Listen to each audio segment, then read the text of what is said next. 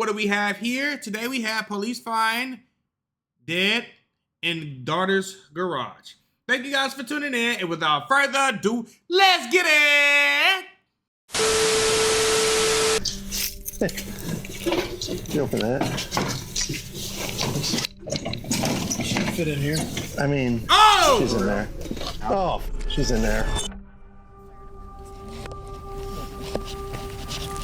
7-4, Lancaster. Police department. Ain't no way. Police department. Hi, how's it going? Yeah. Are you Patricia? No, I'm her daughter, Carol. This is 50-year-old Carol Ray. She lives with her mother, Patricia, and her 3-year-old daughter. Is Patricia here? No, she's not here right now. She's with her sister. Okay. I'm just asking because someone was worried they didn't know where she was at. My son, John. And him and her are having a little bit of a tiff because he owes her quite a bit of money. And he's been trying to call her for 24 hours now. And I gave her the message yesterday. This made sense to the cops. Carol's mother, Patricia, didn't want to deal with her greedy grandson and decided to move out and ignore him. Or at least that's what Carol claimed, because at this point, police are completely unaware of the horrifying secrets that lie just feet away from them inside the house. This is a family thing? And over the course of the next few days, this simple missing persons report would turn into, hands down, the most gruesome and disturbing case that they had ever worked on. Wow. And then I get a text message from Carol's mom, but it doesn't read like Carol's mom. My grandma just texted me again. Okay. Sent him cops to my house again. My grandma's not at the house. It's clear that you're not telling us the truth. Where is she at, Carol?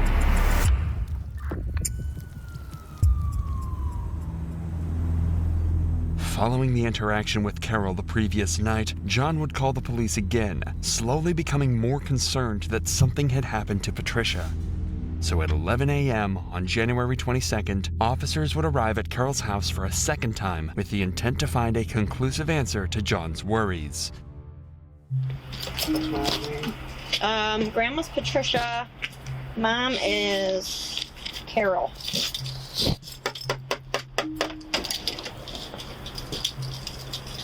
Hi.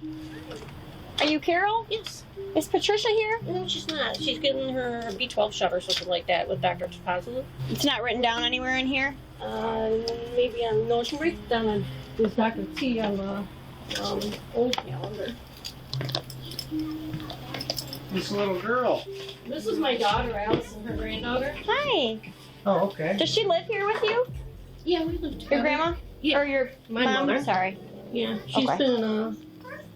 been staying over at her sister's house for a couple of days because we just got diagnosed with pneumonia and got home from the hospital. I had a diverticulitis I don't like how the cops just walked in her house, though. that ruptured. I'd be like, yeah, I can back y'all ass up. Okay. So So yeah. she's back here though, staying here primarily now? Clothes. I mean, all of her clothes and everything are here. She came by yesterday, and she was here not last night, but night before last, and she was here yesterday until about 5 p.m. and picked up her medications and a fresh change of clothes and stuff like that. Okay. The only reason we're here is because your children are concerned about your grandma. My son John, he sent you guys over last night, which I contacted my mother about, and she had a fit, and I was going to go down to the Roseville Police Department today about it. Well, there's a little bit of a financial money issue between my mother and my oldest son John. Okay. And he borrows a lot of money from her and doesn't repay it. He's got a truck in the backyard she bought him, a car in the garage that she bought him that she took back because he didn't pay the insurance on it. So my mom is a very finicky woman, so she got pissy about that. Now call him when I goddamn ready to call him. I got things to take care of. Right. Okay. My mom How old's told your me- mom? I said she's 69 this year. Based on Carol's story, Patricia is back living at her house and is currently at the doctor's office getting a monthly shot. Everything lines up. Patricia temporarily stopped communicating with John due to a financial dispute. However, John, being a caring grandchild, got worried something more sinister was at play. It seems like it was just miscommunication. However, officers decide to get all of Patricia's information and check her room just to ensure nothing's off. All right. Where's her room here? And it's right back here. Can we just look at it? Yeah, if you want to see where her clothes are and everything. You want to show them where Grandma B's? Oops, I'm sorry, baby. You want to show them where Grandma B's room is? Her room is the last one on the right. Allison's is the first one on the left here. Yep, we were letting Allie sleep in this bedroom since Grandma B spent the night right with you, so that she can have her stuff on. All my mom's stuff. And all her clothes are in there. All my mom's stuff is right there. Fresh clothes that she just washed. Okay. All right, we're good. We get the call, you know, and then there's one side of the story, and then there's the other. So if he's got everyone worked out, like he said, he might call. Someone else might call, and you don't want us showing up here a million times. So we want to just see her in person. Hey, you're fine. That's all we need to do. Okay? Alrighty. Alrighty. Thank you. You're welcome. Have a good day. The officers have one simple task to wrap this case up. Simply confirm Patricia is okay with their own eyes. To do this, Officer Pelt decides to call the doctor's office where Patricia is apparently being treated. However, the call doesn't go as planned. Hi, this is Casey from Woods Cardiology. How can I help you? Hi, this is Officer Pelt with the Roseville Police Department. I'm just calling because I believe you have a patient in your office by the name of Patricia Bennett, and she has some family members that are concerned about her and are trying to just make sure she's there. Nope, she's not here. They might have got the date mixed up. Her appointment is, February the 13th. But I'm going to go ahead and ask a couple of my colleagues just to make sure, like, did she come here? Right. Or anything like that. Is she planning on coming there? Nope, she's not supposed to be in today. Nobody's seen, like, she hasn't come in yet or anything like that, but we can watch out and contact you. Suddenly, things are starting to misalign. John insists that he thinks Patricia is missing, and now the only person living with her is lying about her current location. Something is definitely not adding up, so officers decide to speak to John again to further investigate the strange situation. I just don't get why my grandma would make a Facebook post saying she's at home. You guys show up and she's not there. And that was literally 2 minutes ago. suspicious. As soon as you pulled away, she texted my dad that. There may be other circumstances that we're not aware of, or the family's not aware of. I'm hoping I just have a pissed off. So what your expectation is that this woman here who's your mother, Yeah. is hiding your grandmother from you? Yeah. For what reason? For months. She's trying to take the money from her that you think is entitled to you? No. Okay, I don't know. You know? Your grandmother, what? Our grandma raised us. Raised you, okay. Okay. So, generally, yes, I'm really concerned. Our mom's about been in and out of our where life. she's at. Right, okay. You know, our mom was never in our life. And I just don't want my grandma to be passed away and she's collecting, or hopefully she's just hiding her because she's sick. And my grandma doesn't want us to know. I'd rather have a pissed off grandma than a missing or dead. Well, if she's dead, then, I mean, if she's got a body hiding somewhere or has done away with her, I mean, and then trying to collect Social Security or whatever she receives, I mean, that takes some effort. My grandma has fraudulent police reports on her. Yeah, police reports on her. When was it done? A couple years ago. Yeah, A couple years ago? back. Okay. And what happened to those charges?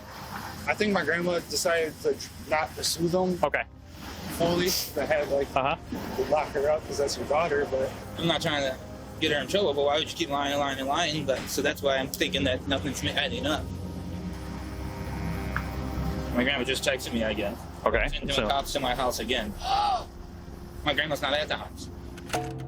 John's claims are frankly terrifying. Not only does he suspect his mother of stealing from Patricia and using her money, but he thinks she may have even murdered her. Accusing your own mother of committing such a terrible act is something officers need to take seriously. However, there's no evidence to suggest that Carol had even harmed Patricia, let alone killed her, so these claims feel drastic, unfounded, and premature. Officer Jerebick seems to have felt these claims were over the top as well, so he would lead John to the station to file a missing persons report. Additionally, he wants to learn about John's history with Carol, and why he thinks she may have killed Patricia. Alongside John would be Carol's ex-husband TJ, who claimed to have important information that could help solve the case. We're just gonna record you and I. All right. So when did you physically last see your grandmother eye to eye? Probably after Halloween, beginning of November, before I went to North Carolina. I came back from North Carolina Thanksgiving, so didn't see her. Went there on Christmas, didn't see her. I've been calling her and asking her to call me. I need to hear your voice, or have my mom have you call me, I need to hear your voice, or I'm gonna do a welfare check. I threatened that a couple weeks ago. All right. Yesterday I just cracked and finally called it in. And now you haven't had any voice contact with her since Thanksgiving? Somebody's been texting me off her phone or off her Facebook. I know it's not her just because the words they use is not how my grandma talks. When was the last time you saw Carol? Last time I saw Carol, period. Not Carol, Patricia. Oh, okay. I'm like every time I drop my daughter. yeah. We're like Patricia. Patricia. Contact with Patricia, yes. Yeah, it was around Halloween time. I did receive one text message the other day stating that she was sorry for holding up Carol. Carol and my daughter were supposed to hang out because it was my birthday this weekend. Again, around 6 o'clock, I started texting her. I'm like, what the fuck's going on? You know, it's my birthday. We were supposed to be celebrating it and blah, blah, blah. Carol, and Allison are supposed to be celebrating on Sunday, your birthday. Right, and then I get a text message from Carol's mom, but it doesn't read like Carol's mom, but it says, sorry, I'm holding her up, signing over the cars and giving her title to house and insurance stuff so she can get that stuff fined Monday. It gets kind of, when Carol types, a lot of times it comes up kind of misspelled. It's because she doesn't wear glasses and stuff like that. The only contact that you've had with her was from a random message, and she said that she was with my aunt. So I did some research. I went there today and spoke with my aunt. She hasn't spoken with my grandma since 2015. Remember how Carol said that Patricia moved over to live at her sister's house? Is Patricia here? No, she's not here right now. She's with her sister. John visited that house, and Patricia's sister claimed that she hasn't seen Patricia in over 5 years. What? And she was messaging me today while we were there with the cops, saying that she was home, and messaging my dad that she was home when we know she wasn't there because the cops were there. My dad screenshotted them all and sent me those messages. Okay, can you email those to me? One thing, this is some sick shit. I do know, and I mean, in this type of situation, I would hope it's more true than it is the other, is I've known Carol since I've been 20. I mean, like, bold-faced, like, you can show her, like, here's a picture of you, and I have. Here's a picture of you doing this, and da-da. It's not me. I mean, so she's always been a chronic liar, like, especially when she's off her meds. Because she does take oh, here we go. Now we plead for insanity. Lots of medicine, longer than I think even we were together. I mean, I'm sure you can get her list of medicines that she was taking, but I guess she lost her therapist, so she has not had medicine for the last couple months. And when that happens, things get kind of wonky with her. Any other conversations? I've been calling the house phone, social media, off of Messenger, calling her that way, texting her, nothing. And then on 12th of January, my mom texted me off her phone saying, Grandma B is sleeping, getting over pneumonia here. I was like, have her call me. I need to hear her voice. She never does this. She always calls me. And there was no response. These interviews help clarify why John would go as far as saying Carol had killed Patricia. She's been lying to them for months. Nobody's been able to see or speak to Patricia, and she happens to have a decent surplus of cash that the family has been pulling from. And remember, on top of all of that, Carol lied to police about Patricia's whereabouts at the doctor's office. That's the right. evidence makes it abundantly clear that Carol's not telling the truth and trying to hide something, and it's likely something horrifying. So police try and visit her house a third and final time, but this time, they aren't leaving without answers. Hello. Hi again. Hi. Is she here now? No, she's up at the Liver Cancer Institute getting her B12 shot. I'm sorry, I don't mean to be gripey with you, but... Where is she at? We're just getting conflicting information, that's fine. The doctor's office that you told us she went to, she's not there. With cardiovascular is where she goes. Dr. Tapazlu is who treats her leukocytic white blood cell cancer. Not the white blood cell cancer. Okay, because you said she was at Woods Cardiovascular. Because she has a lot of doctors. What's your daughter's name? That's Allison. Addison. Allison. Allison. Yeah, so just getting conflicting information from... That's a nice balloon. Well, it's because Can I see it? Oh, thank you. I can't keep all of it. Woods Cardiovascular is where she's been treated. What the fuck did she just cut out? Oh, I was about to say, I was like, I don't even see a TV. Yeah? So It's where she's been treated for a long time with Dr. And how did she get there? How did she get there? Her sister drives her, or I drive her. You didn't drive her today, so today... And sometimes her neighbor across the street. How did she get there today, though? I believe her sister. Her sister? Yes. The sister that lives in Warren? Yes. Okay. But you don't have your sister's number. I don't talk with my aunt or my uncle. Well, last night Okay. She stayed over there. when the officer came here, she did not speak directly to her. No, she spoke to me. Okay. Because she was at my aunt's. She was here right before last. Is that And your phone? She was here. Yes, that's the one I just gave you. Listen, we just want to know where this lady I is. understand, but you guys are upsetting my daughter and you're upsetting me. She doesn't look upset. That's Okay? fine. Because you don't hear what she says when she leaves. I just went through a really bad domestic violence divorce situation and CPS up my butt for the past 2 We're not, this yeah, year. but that's not what we're here for. We're here to find out if your mom's okay. We got a bunch of people who are concerned about her, and no one seems to know where she my is. son's father, my son, and his brother, which he's got his brother on high alert now, which his brother's wife was just here yesterday morning while my mom was laying on the couch to pick up $200 to do her tabs for the car, for my Right. son's car. Right. Okay? Yeah. I mean, I can show you a picture of my daughter and my mom She's sitting on sending the couch. messages telling everyone she's here. She's currently here. No, she's coming back here because she just called. Okay, this shit getting out of hand, ma'am. I know you don't believe this. This can't be your way of. She getting just out of called. this shit. Why don't you call her right now? While we're here. Yeah. And she's on her way, then shortly we'll be able to resolve this. Can I turn this back on to her? Yeah. You can see That's that fine. I'm actually. Oh. You want to put it on speakerphone? Will she answer you? I don't know. She went up there to get her B12 shot. Notice the drastic change in Carol's demeanor when she was directly asked to call Patricia. She's no longer deflecting, but rather soft-spoken and deliberate with her choice of words. Pay attention to Carol's body language as she's asked more of these direct questions.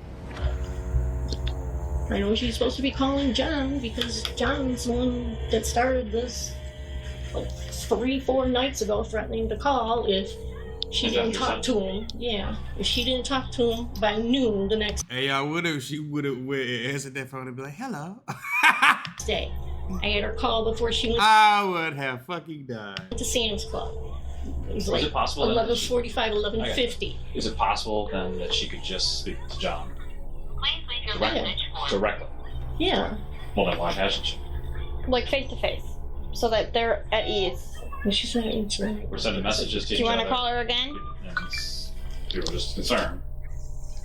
I'm sorry. Yeah. She was talking, you were talking, the phone was ringing. What did you say? Why can't your mother directly speak to John? Not through a message, not through text. She can't. FaceTime. I don't have nothing to do with her and John, though. Well, that's why we're here. I'm getting stuck in the middle of it. Yes, and so are we. So are we, and we have to figure. We have trying to to get see her. You want to just try to call her again? What's the doctor's office she's at? Which cardio? No, the Weber Cancer Center is behind Macomb Hospital. Coincidentally, Officer Peltz would call this doctor's office, and yet again, Patricia was nowhere to be found. Officer Pelt knew something was off and decided to call in Detective Jarabix to question Carol officially and confront her about her growing list of lies. Grandson doesn't live here. Okay. If this does go downhill and she starts making any admissions, let's stop, get her to the station. We'll do a search warrant, whatever we have to do for the house. But if she Do starts, you want to do a consent to search first? So we can gather it at the house first? Does she have consent? yeah, let's start out with that. She's already let me go through the house. Did you go through the garage? I have not been through the Cars, garage. check the cars. No, I just went through the house. It's good to South County, so she's at her breaking. Okay. This is Detective Garabix. Excuse me. Yes. Hi. So we're gonna, if you don't mind, we'll get consent from you to search the house to see if there's anything that would lead us to think of who she may have went with to help you out, figure out where she went. Mm-hmm. She didn't tell you otherwise, right? You're under the impression she was supposed to be with her sister. Yes. That's what she told you. Yeah. Who lives in the house? I do. My mom and this little girl for her over. Has she done this in the past? My mom doesn't tell anybody what she does. And your son seemed pretty concerned that she was in here. What's on John? Yeah. Yeah. But she tells you that she's with her sister. That's got me. That's concerning, correct? That's got me worried. I'm not worried, but aggravated. She's not answering her phone calls. The people that she says she's with, she's not. Mm-hmm. That's got me concerning. aggravated. And I won't feel right if I leave this house without looking for anything that can point us in the right direction. Facts. I want to do my job properly and make sure that, and I guarantee when she walks back in this door and she finds out that I searched for her through her stuff to help try to find her, she's probably going to be okay with it because that's what most people would be okay with, correct? I'll open up her bedroom door so you can see her stuff or whatever. I'll unlock the car for you so you can look at it and whatever, or whatever you want to do. I don't want to sign anything and get in trouble. Okay. There's all of her things. Okay.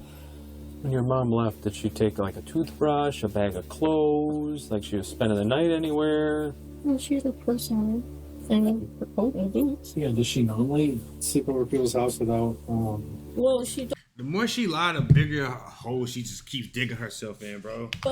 she did this time, and she has in the past. Those are puzzles, so right? she does have, She's doing. obviously, medical issues. Oh yeah, she's had medical issues for a while. She takes What I'm saying is that that's also, when we're looking at somebody being missing, it's concerning because anything can happen. She's had COPD, she's had a stroke already. You understand, she's out there. You don't seem very concerned. I'm more concerned for your mom than you are. Like, I am concerned. I've talked to her and seen her in the past 24, 48 hours. But now I'm frazzled because she's lied to me about talking to my, and I don't know why she would do that. So, I mean, we're concerned because your mom left, but she didn't even pack a bag to go, you know. For an overnight, she normally won't. Even when she came out to my trailer that I was remodeling up on Hall Road. So for like an overnight, you don't pack like just a toothbrush, a change of clothes, underwear? Have any teeth? Obviously, something's going on here. We're fairly certain something's going on. We need to start fresh, and we need to tell we need you to tell us exactly what happened. Your story's not adding up. Your story doesn't add up. Goes through it very quickly. You're extremely nervous. Well, yeah, I had the police here last night and today. Yeah. Carol, obviously, something probably happened to your mother, right? You know something that you're not telling us. That's apparent to us. We're trained investigators. We know when something's not right and something isn't right. You have many people outside of you that are concerned about your mother's whereabouts. Where is she at, Carol?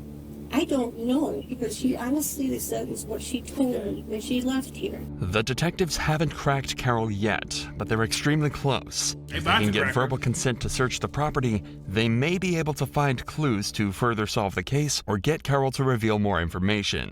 All right, listen to me. A few things. You're lying a lot, okay?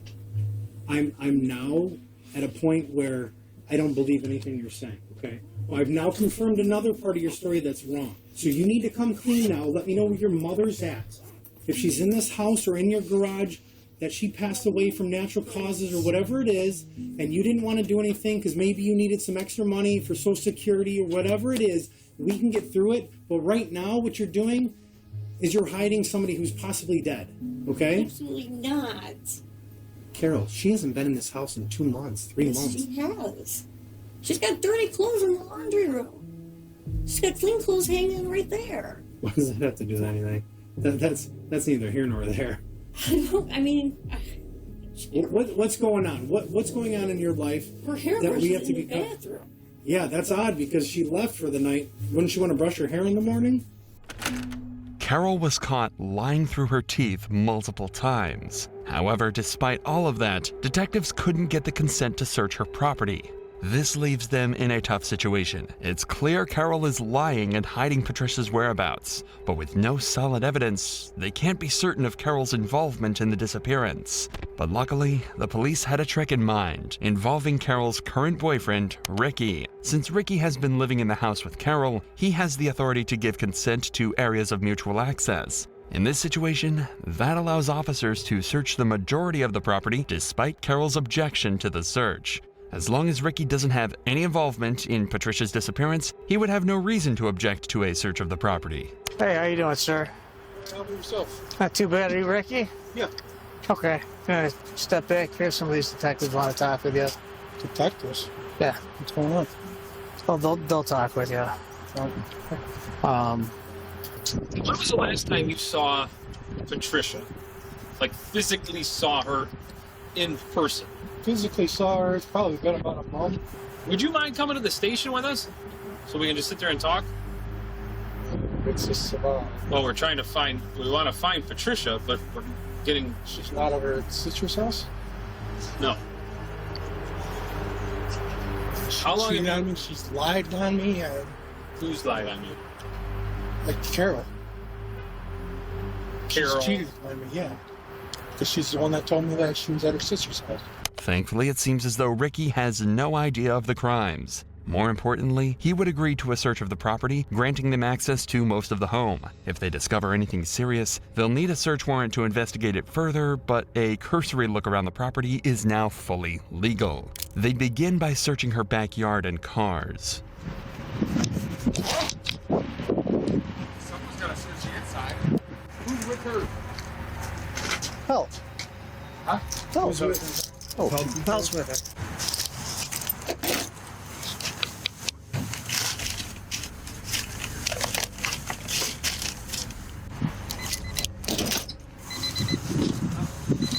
Huh? Supposed to be my... What is that?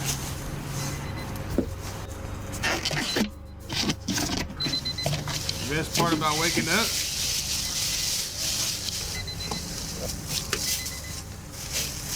After coming up empty in the backyard, they check the last remaining spot, Carol's garage. Boyfriend's here.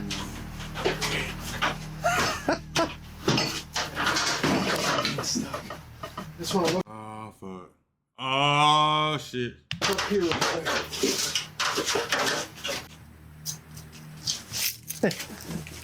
How could you bury a car like that? You open it. Should fit in here. I mean... Oh! Oh. Oh! Right. What'd you say? Bloody towels. There's shit in here. It's all... She's in there. She's in the house. Oh, she's in there. Open it up. Let's see. Well, hold on. I don't know. Hold on.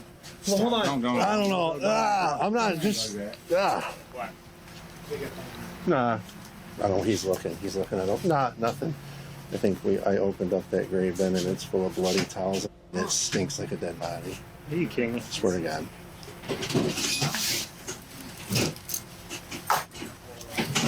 Usually when an officer has a reaction like that, that's exactly what the fuck it is, bro.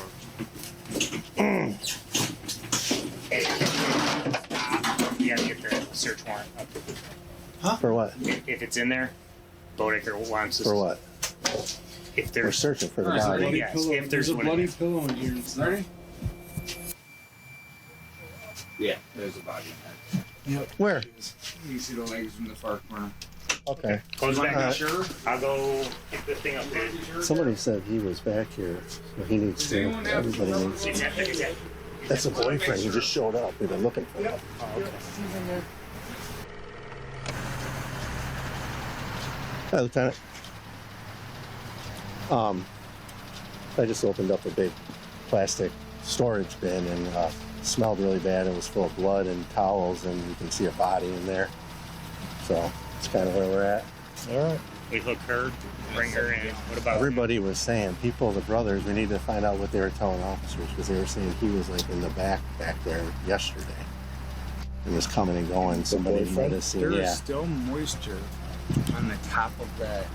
I open it and there's still moisture on the top, so that's not been in there long.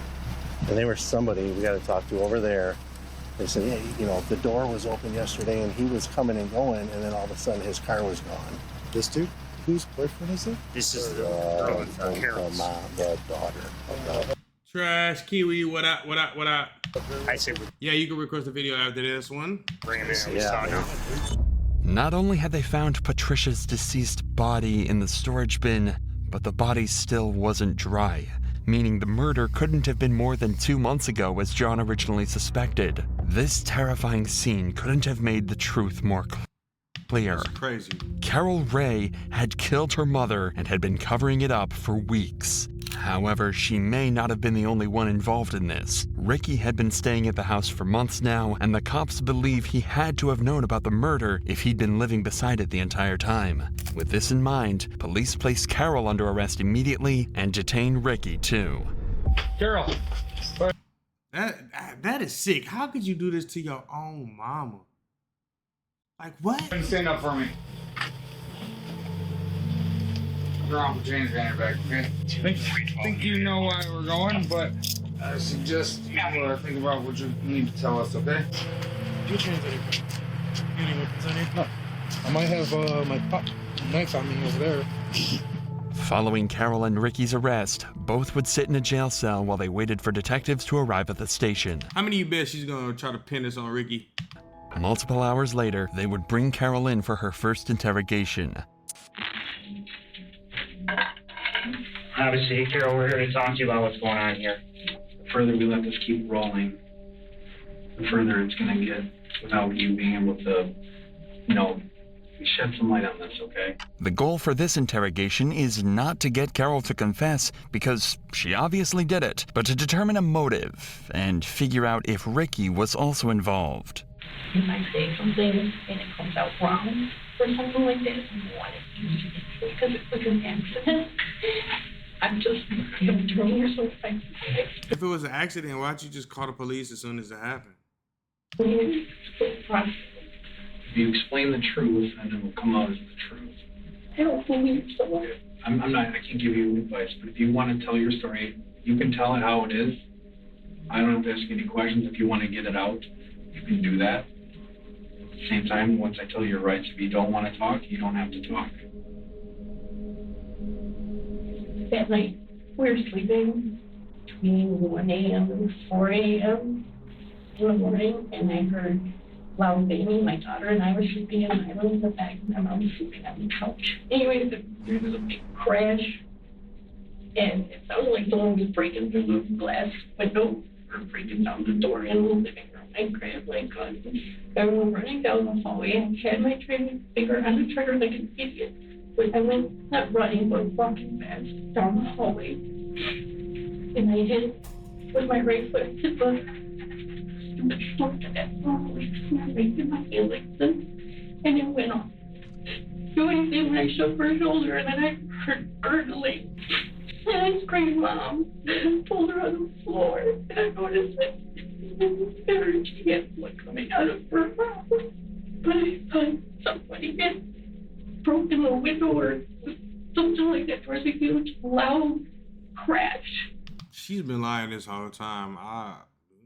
You gotta wait till the autopsy report come back for this, bro. If a suspect is highly emotional when recalling an event, they will often have trouble remembering Facts. It's super lazy, because why would you keep it in there? certain details in that moment. You'll often notice the suspect unable That's what I'm saying. What you mean? If as soon as it happened, you supposed to be to form full sentences and stuttering in their speech. But Carol shows none of this. While crying, she manages to form a detailed timeline of how she killed Patricia. This implies that her story of events may be inaccurate, and the murder wasn't a mistake like she claims. Now that they've heard it, however, the detectives would be able to search for evidence that explicitly countered this story, and that didn't take them long at all.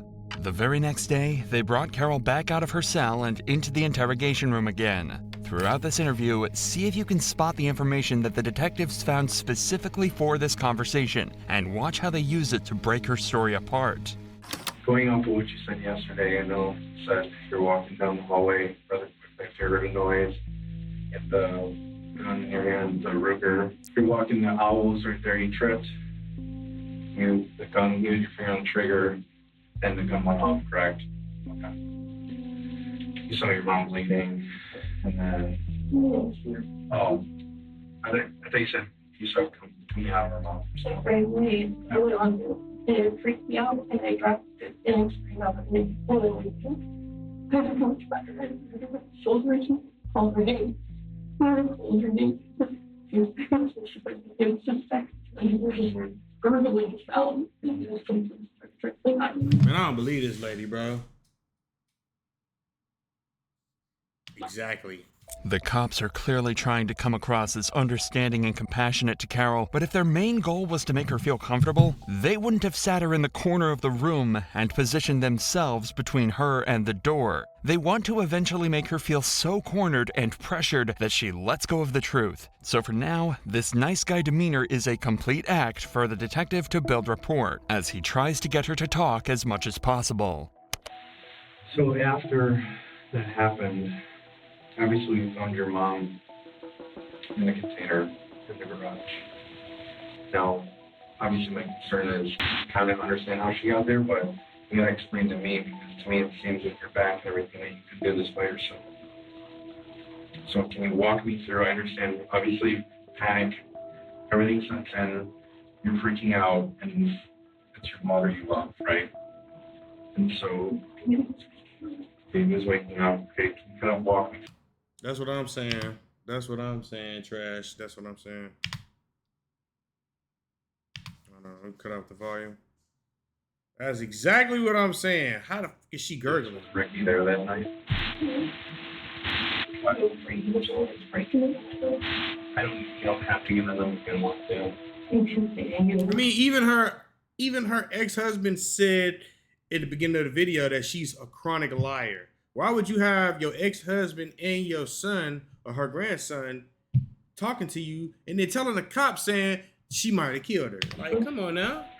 Remember, an important part of this interrogation was to figure out if Carol's boyfriend Ricky was also involved to any extent. At the moment, Carol is claiming that he wasn't on the scene at all, as they'd recently had a number of arguments. The cops would have a chance to interview him later on, but for now, there's one question regarding him that they just can't seem to get their heads around.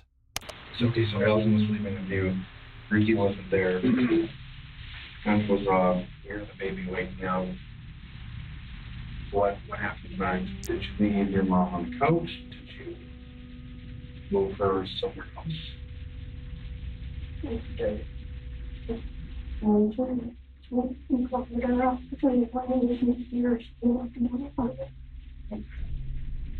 can understand that. Very hard for you to understand. Obviously, we're operating under panic, right? I mean, I can picture myself in a situation, panic, you got your daughter there. Where did you move? When? Where did you move? It wasn't a situation of panic. The situation was call the cops. From the house. Unless you just meticulously just, you know, your mom. To where? That's your mom. We found her in the garage. Was she moved anywhere before the garage? Directly in the garage. Okay, so this is where I'm concerned with Ricky. Your mom, and I know this is a hard detail to get through, but picking up your mom, there's no way you're picking up. How did you do that by yourself? You're saying Ricky's not there. Did Ricky come over and help? Did you have him help you move?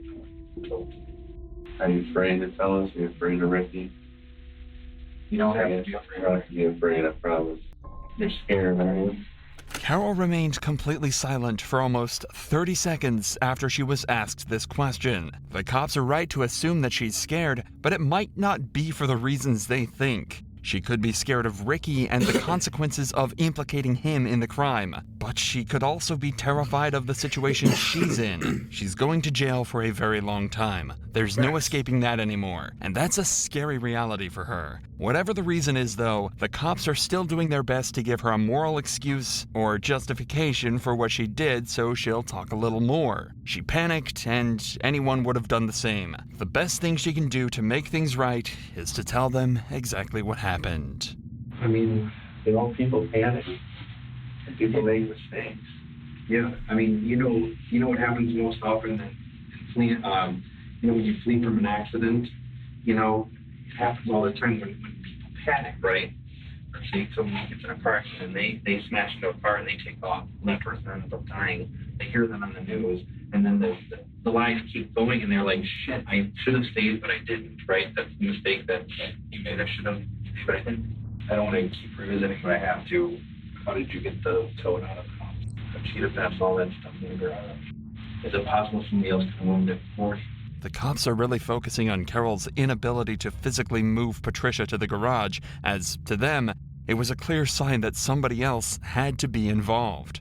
But at this point, they're not getting anywhere. Unfortunately, this isn't conclusive enough evidence to implicate anyone else, and it's not getting Carol to talk. But that's okay, because the detectives have one piece of evidence that they've been saving for this very moment. All them lies she been spilling without, now Cat got the tongue. I understand it. without a doubt that everything Carol said so far has been a total lie. The other thing I wanted to bring up is they obviously did an autopsy on your mom. And they found some puncture wounds in her neck. 3 puncture wounds. Not an old scar, but actual fresh puncture wounds in her neck. How did those get there? Nothing at all. Never was anything after the fact. I'm not saying you were killing her, but like, you know what I'm saying? I'm saying, I don't know, maybe grow out from this if she was suffering or anything like that.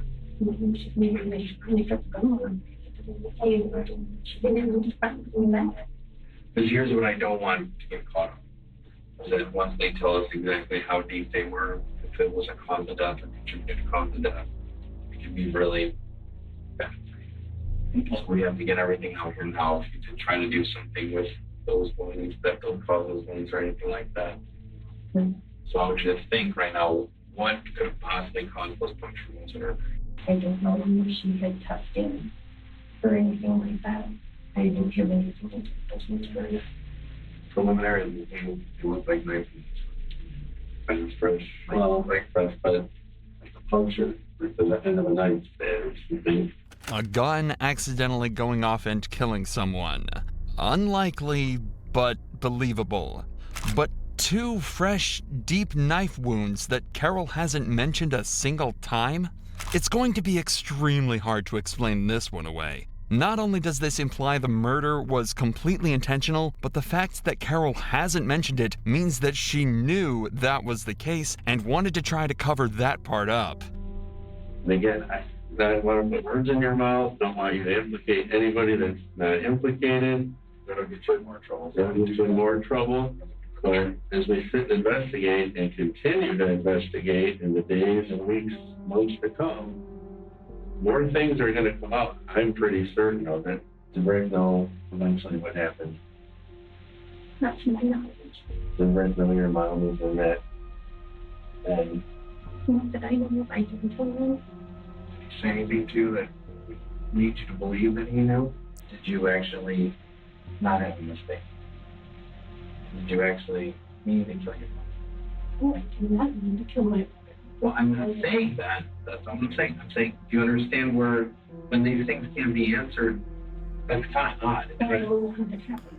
Can I ask you this, with going back to the puncture wounds? Did you freak out after you shot her and she was still breathing and you wanted to make sure that at this point, no good for her to be like this? Absolutely not. I wouldn't know. Absolutely not.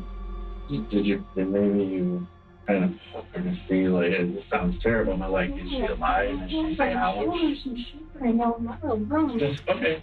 At this point, the interrogation has been going on for over an hour, and Carol clearly doesn't intend to deviate from her story despite all the new evidence. The detectives are still no closer to obtaining a confession or any information about Ricky from her, so they figure they've got no choice but to speak to the man himself. So later that day, they bring Ricky in for an interview of his own and attempt to get the truth out of him, whatever it may be.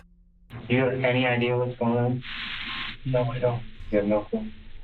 Damn, bro must be having a hard time in jail if they got his shoes off his feet. Somebody at the house said something about Patty is not at her sister's house where Carol was telling me that she was at. When was the last time you physically seen Patty? You guys call her Patricia? Yeah, Patty, Patricia. I don't call her Patty. I physically seen her about, I think it was like a month and a half ago. It was before Thanksgiving. How often do you stay at the house during time of this? Every day. I've been there except for, it was like the 8th and 9th when home to my mom's house. So you've been staying there every day? Yeah. Already, Ricky is being much more open and giving much better answers to all of the detectives' questions. He also seems exceedingly calm and as though he's just trying to help the officers out. Right now, he definitely isn't coming across as a murder accomplice or blackmailer, but there's still plenty of time for the cops to catch him out. What about Carol? Does she work? Does she have a job? Does she go anywhere? What does she do with most of her days? Most of her days, keeping Allison busy, cleaning the house, doing what she can. But she needs some major surgeries. Any financial issues with you or Carol or Patty or anything? Nothing. Carol took care of the bills. You know where she has the money to if she's not working?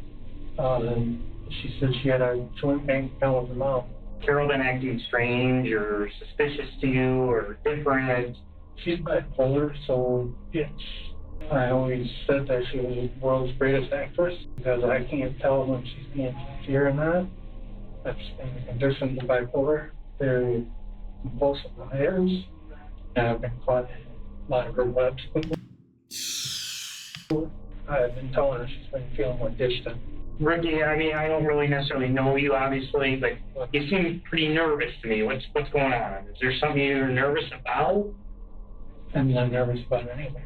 Where did you sleep in the house when you were there? Mostly in the bedroom with Carol. Carol's bedroom? Where did, sometimes on the couch. Where did Allison sleep? Mostly in her bedroom. Let me ask you about the garage. You ever go in the garage? Yeah. Never? Hardly ever. When's the last time you think you were in the garage or on the premises? I think we went to go look for a screwdriver. Jeez, I don't even know. I think it was early December. It's been a couple weeks. Did she have you go and look for it, or did you go? No, she came with me. Compared to Carol's interrogation, this one seems extremely laid back and relaxed. It feels as though there's a big chance Ricky genuinely just doesn't know what's going on. However, the cops do pick up on the fact that he's a little nervous. He's finding it hard to look the detectives in the eyes, and he seems a little soft-spoken. So, to clear things up fully, they decide to put the pressure on big time to see if he breaks. Ricky, we got a problem. We got a real big problem. I think you know what it is, and I think you need to be honest and upfront with us. So we're going to give you the opportunity now. Tell us what really happened. That's what happened. What happened? What I told you. I'm not talking about the little details we've been asking you. I'm talking about with Patty. Patty, I don't know.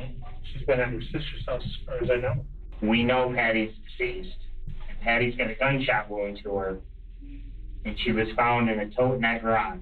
So you have to tell us everything you know so you don't implicate yourself anymore than Because here's the thing, Ricky. There's investigative tools we have. We're going to find out exactly when she died, where you were when she died, which I'm betting you were in that house, and you know exactly what happened. No, I don't. I never had a problem with Patty.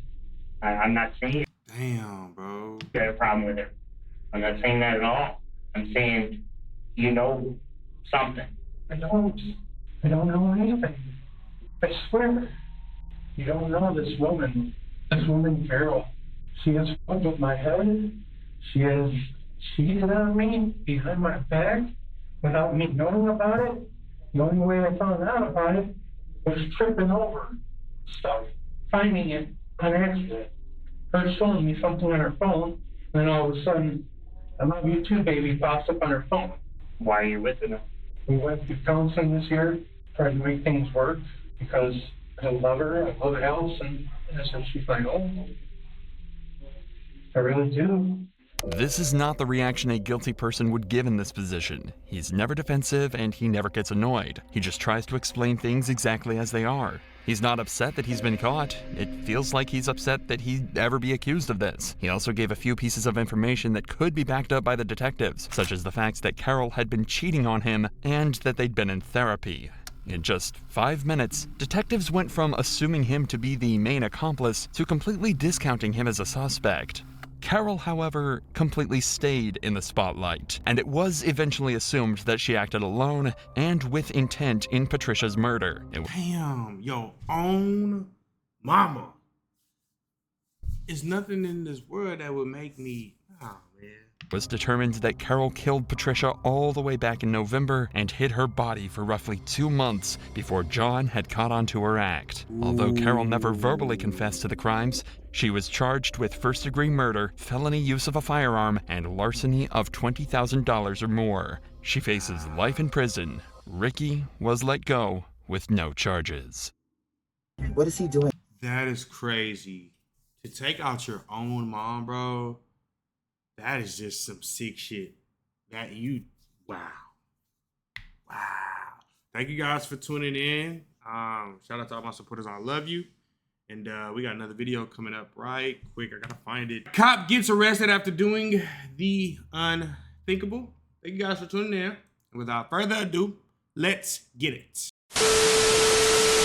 I had 20 black boys on my ass over there. You goddamn right, I don't want to drive. They body slammed me inside the club. Keep your head still for me, okay? I do got a nice truck.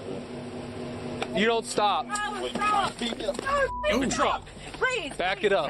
Back it up. Why they just pull him out the truck like that, bro? We're not trying to. Hey, listen. Kill him and you.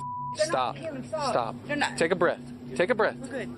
Everything's all right. All right, the officer was out of line for that shit.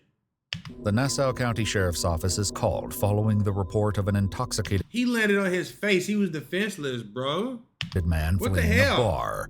But what should have been a standard arrest soon takes a dramatic turn, and the situation quickly spirals out of control, resulting in accusations of battery and misconduct. You can get the back inside, or you can go to jail too.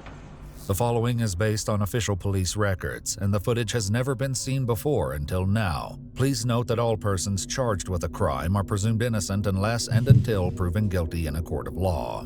On July 6, 2025, the Nassau County Sheriff's Office is called to assist the city of Fernandina Beach Police Department, following the report of an intoxicated man leaving the Hammerhead Bar. When the deputies arrive, they find the suspect still in the parking lot. Stay in the vehicle. Stay in the vehicle. Get in the vehicle. Get in the vehicle. HQ Colorado, we said 50 on that vehicle. It's going to be a blue F-150 at the... That cop was out of line for that shit, bro. How about a seat? Here we go. Activity. How's it going, man? How you going? Pretty good. I live here. I don't live here. Okay. I'm from Georgia. And I see that. What'd you guess? I'm trying to get in my room. All right. Why y'all bloodied up, man? Cause my toe's bleeding. My toe. Just my toe. You need rescue or anything like that, my man? Listen, I just came from here, but when the black dudes come out, hold on. I ain't doing nothing wrong. I don't want to get beat up. I don't want to get jumped. I don't want to do nothing wrong.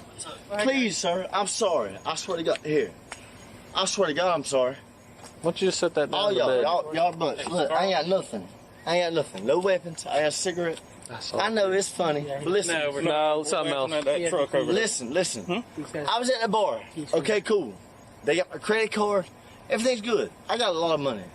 I'm making $100,000 a year. Okay. I'm not from here. I'm from Georgia. You got an ID in the car? It's in my wallet. Do you mind if I grab it real quick? Do whatever you do. Okay. Anyway. I like him already. Tyler, I just got this. And I'm a happy mother. What's all the liquid here? Did you throw up? Did you piss? You got them right, I threw up. No, probably sweating. I got it, man. Don't reach in there. I got you. Hey, don't go reaching in there. I ain't doing I got you. Hang tight right there for me. Though the man is hard to follow, his driver's license identifies him as 31-year-old Tyler Merritt.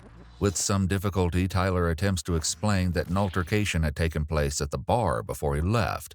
He says it all started because of one of his tattoos. You see this on my stomach? That's cool, man. You just chill here, all right? I'm talking to you. You see this on my stomach? I did 9 years in prison, officer. Okay. For something I did wrong. What'd you do? I stole a bunch of scrap metal. Remember I keep saying, like, don't be coming up to me? You're right. Cool. What'd you go to prison for? I went to prison for theft by taking. I stole scrap metal. Okay. Did I need school clothes this year? My mama was smoking crack. Did I? Oh, he fucked. He is. Yeah, he's out of there. Need school clothes? Come on now. But you got, okay. Okay, of course. I get Anyways, I went chain gang. I come home. I went chain gang. Parole violation? I come home. Am I on parole now? No. Am I on probation now? No. So where'd you see him pull right out of that spot right over there? Yeah, of course. So you seen him drive? Mm-hmm. Okay. And he come here.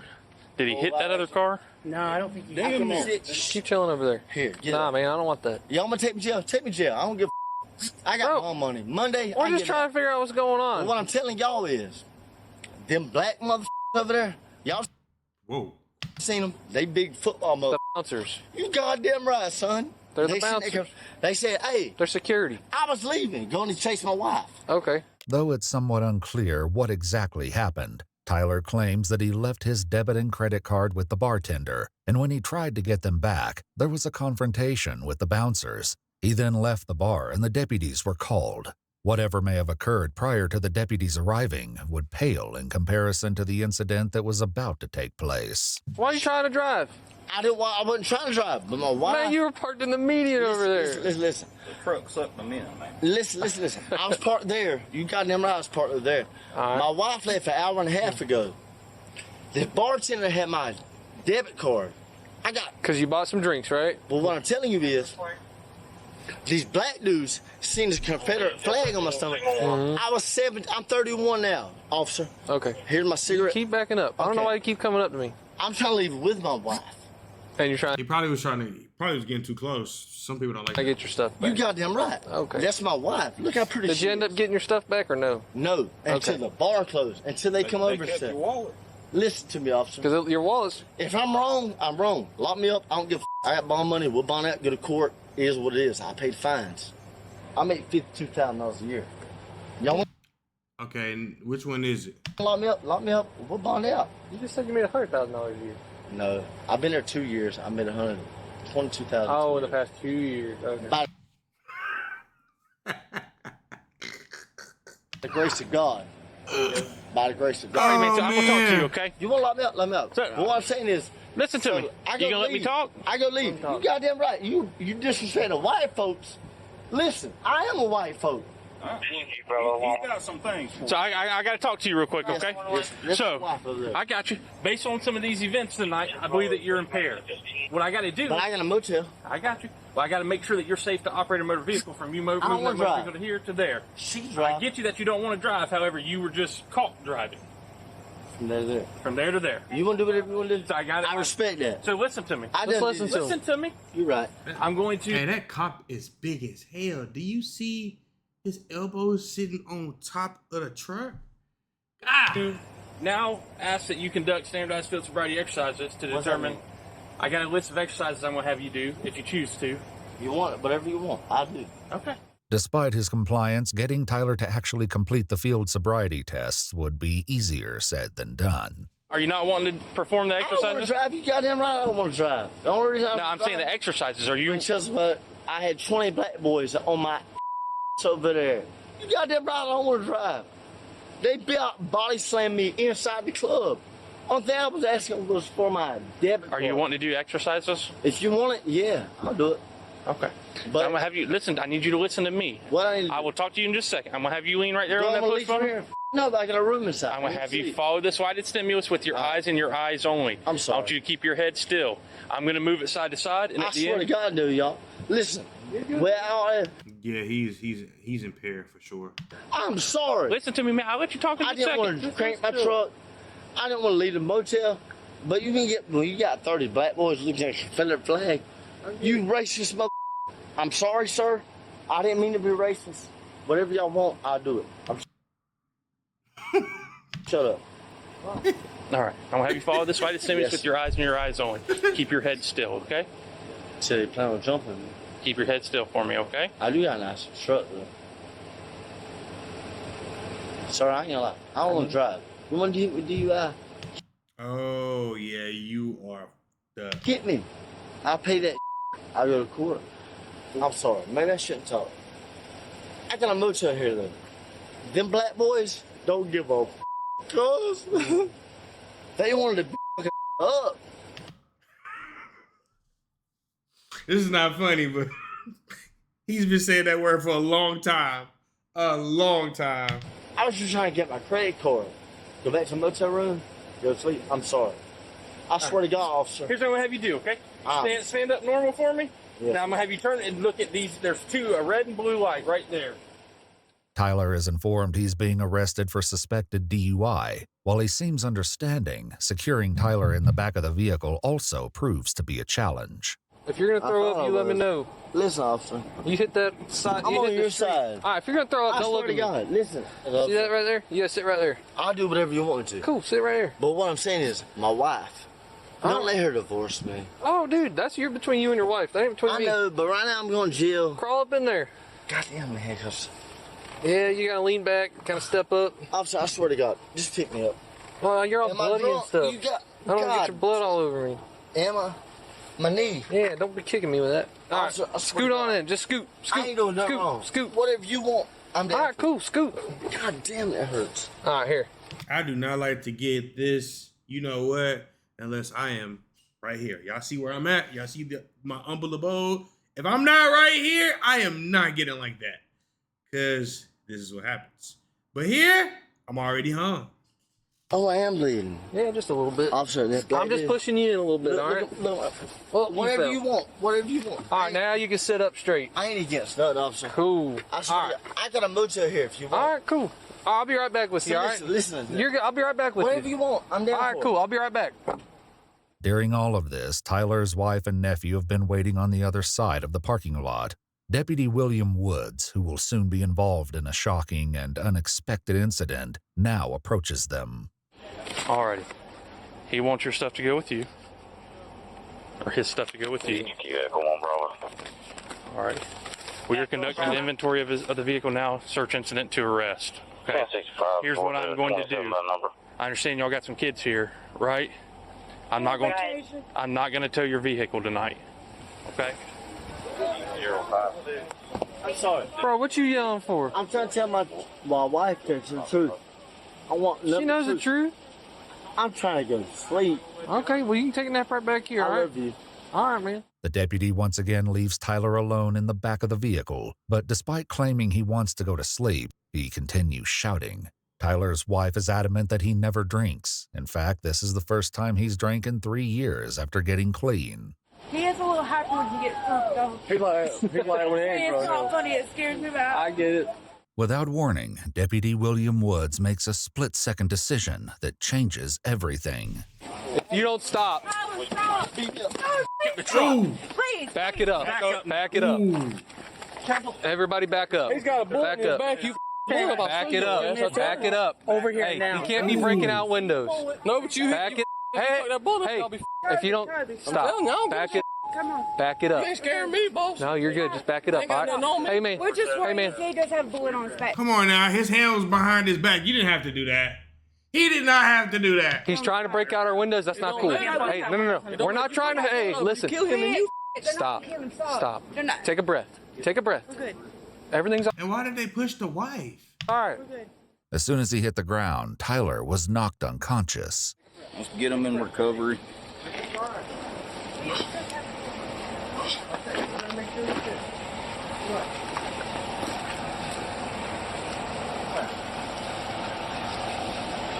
So that's how you get somebody in recovery if they're knocked out. Is he okay? Yeah, he's fine. He's breathing.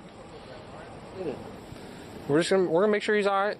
Yanking him out of trouble, that was unnecessary. Him trying to bust out the windows unnecessary. Yeah, but he's drunk. It don't matter. You sober. Hey, man. This is our job. No, No, they ain't no damn job. It is. I'm just- Do me a favor. Do me a favor. Hey, You have to drive save back that. All right, save it. That's all I got. That's all I ask. Just save it. You can get the back inside, or you can go to jail too. We're just worried because he's bleeding. That's it. Because he stopped. Why am I going to take you to jail? Because now you're opposing. By standing? Yeah, you can get 25 yards away from me. Or you can go too. I stay right here. Yes. You can. You're not trying to act in some type Interfere. of way. You're just making sure he's good. I understand. We'll be all right. Tyler, are you okay? He's moving. He's all right. He's responding. I'm not trying to get because I'm. Just hang out right there for me. All right. Is he okay? We're gonna have rescue come look at him. All right. Tyler. Tyler. Hey, I understand that. But hey, while they're doing that, we can't just be. He just does screaming. have a bullet on his spine. I understand. If it's hit the wrong way, it will paralyze him. Okay. Okay. It will knock him out. Okay. That's the only reason. I'm not trying to. We're gonna have rescue look at it. All right.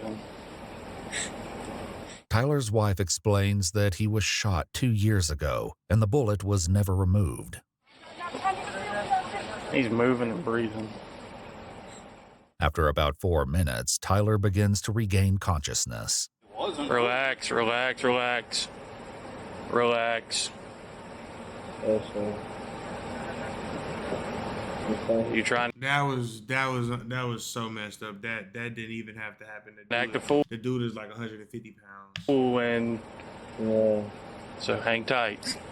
Okay? Yes, sir. Was he headbutting? Yeah. Headbutting and kicking. What's happening? And when I opened the door, he pushed it into me, I'm so I just sorry. snatched him. I'm sorry. Sit up. I'm sorry.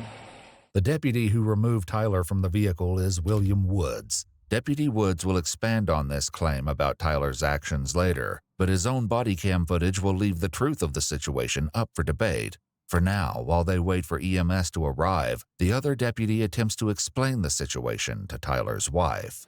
We have things that we have to do, you know what I mean? Like, we can't just, like, let people break out our windows. I know. So, like, that was the only thing. Like, had he just sat there and just was yelling, cool. Yeah. Nobody cares about that. When he starts, I But know. because here's the thing, too, right?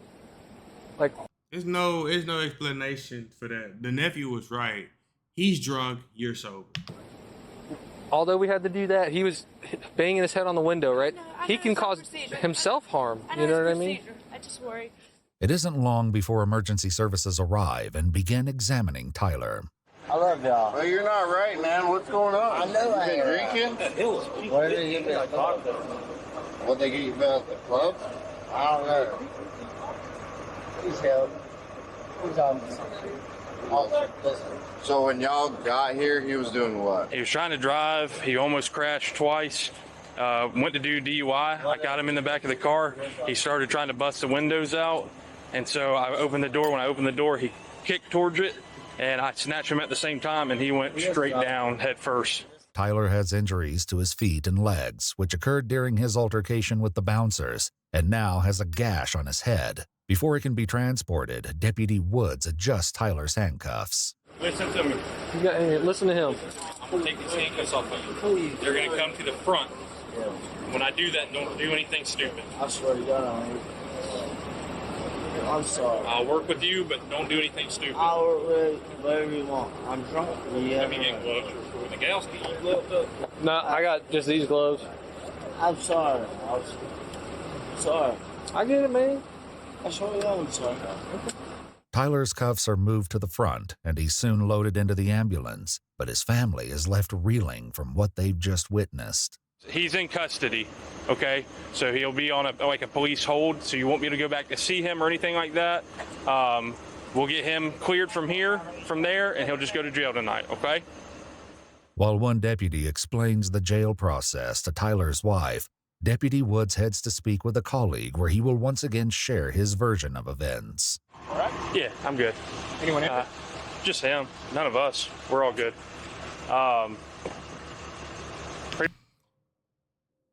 Pretty much while we get into the back of the car, I know they don't call it excited delirium anymore. He's got something else other than alcohol on board. Drenched in sweat, he starts banging his head against the windshield. I don't have bars or anything like that, so I go to open the door. That's when he kind of kicks the door into me. I grab him, he kind of jumps out, and I'm taking him out of the car, and he just hit the ground. In his report, Deputy Woods described that Tyler, quote, began to bang his head against the rear driver's side window, causing it to flex and bow. That is not what happened. In an outward manner. I advised him to stop headbutting the window and attempted to open the rear door to keep the arrestee from harming himself. When I opened the rear door of my patrol vehicle, the arrestee lunged out of the vehicle as I was trying to pull him out of the vehicle. The arrestee went limp and fell to the ground, hitting his head on the asphalt.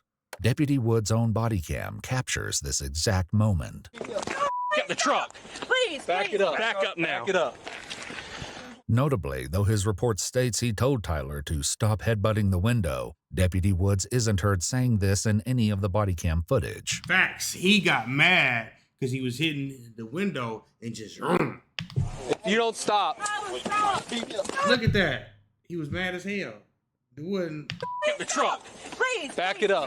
Back it up. At the scene, Tyler's wife and nephew follow the ambulance to the hospital, leaving the deputies to discuss among themselves. You're the only one who used force? Yeah. Okay. Who's taking them? I am. I had him for DUI. He's mine.